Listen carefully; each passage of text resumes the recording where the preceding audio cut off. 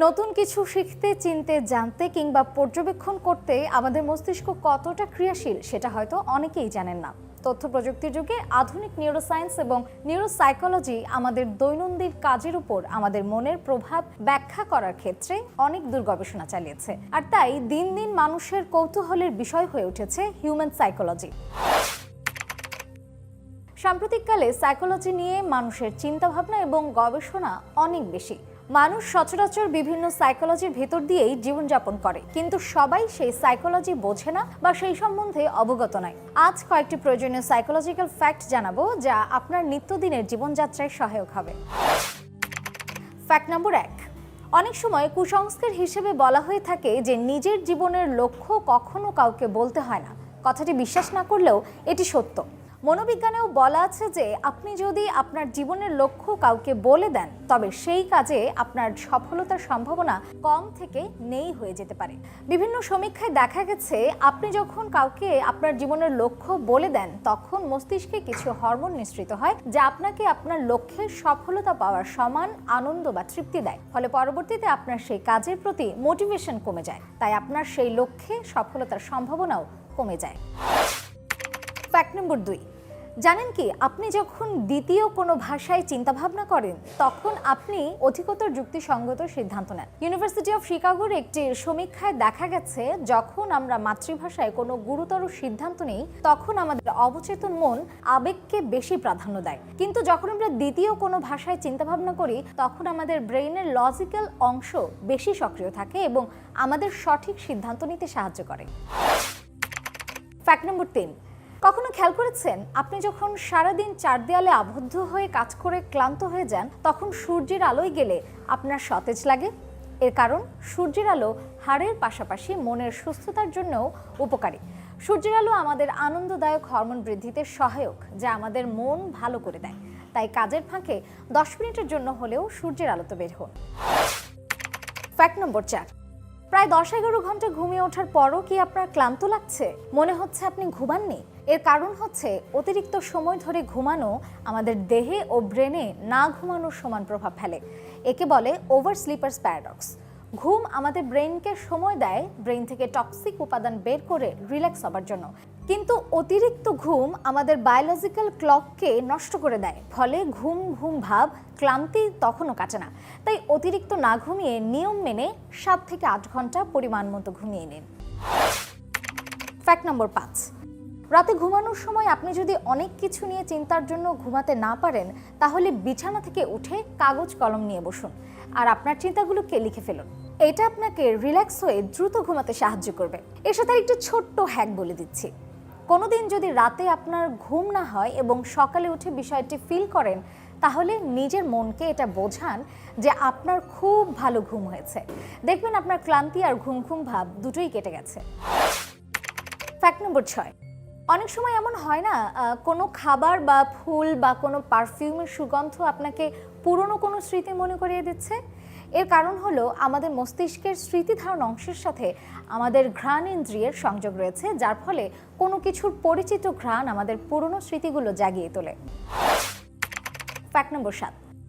আচ্ছা, আপনাকে একটা প্রশ্ন করি। কেউ যখন আপনাকে হঠাৎ এমন কিছু বলে ঠিক সেই সময় আপনি সম্প্রতি ঘটে যাওয়া আপনার কোনো ভুলের কথা মনে করে উদ্বিগ্ন হয়ে ওঠেন? ফ্যাক্ট নম্বর 9। মানুষ মারা যাওয়ার পরও তার ব্রেইন 7 মিনিট পর্যন্ত কার্যকর থাকে। এই 7 মিনিট ধরে তার ব্রেইন জীবনের স্মৃতিগুলোকে পর্যায়ক্রমিকভাবে স্বপ্নের মতো করে তুলে ধরে। ফ্যাক্ট নম্বর 10। আপনি যদি অপর কাউকে দিয়ে আপনার কোনো কাজ করাতে চান তবে তাকে জিজ্ঞেস না করে অনুরোধ করুন।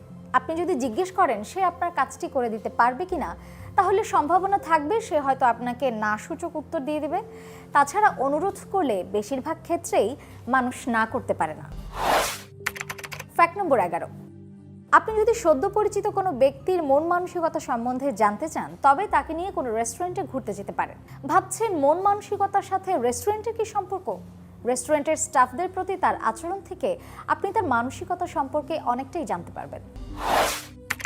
ফ্যাক্ট নম্বর 12। জানেন কি, মানুষ কখনোই মাল্টিটাস্ক করতে পারে না? অবাক হচ্ছেন? সাধারণত মানুষ একসাথে অনেকগুলো কাজ করেন আর ভাবেন তিনি হয়তো মাল্টিটাস্ক করছেন, যা আসলে একটি ভুল ধারণা। আসলে মানুষ যখন বেশ কয়েকটা কাজ একসাথে করে তখন মূলত তারা এক কাজ থেকে আরেক কাজে সুইচ করেন। যে সমস্ত কাজে ব্রেইনের সক্রিয়তা প্রয়োজন সেই কাজগুলো মানুষ কখনোই একসাথে করতে পারে না, কেননা ব্রেইন একসাথে দুইটা কাজে ফোকাস করতে পারে না। নিশ্চয়ই ভাবছেন, তাহলে হাঁটা আর কথা বলা কিংবা খাওয়া আর টিভি দেখা কি মাল্টিটাস্ক নয়?